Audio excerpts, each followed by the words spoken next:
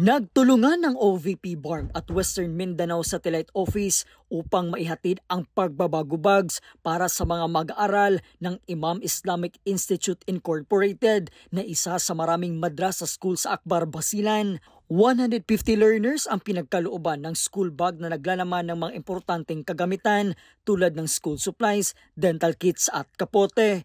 Ang nasabing aktibidad ay bahagi ng malawakang pagbabago bags distribution sa ilalim ng programang Pagbabago, a Million Learners Campaign. Pangunahing layunin ng programa na isulong ang kalagahan ng edukasyon sa bansa. Nagpapasalamat naman ang pamunuan ng Madrasa School sa malasakit ng opisina para sa mga kabataang Islam.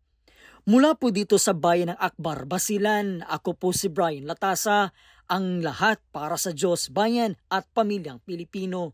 Valiente News.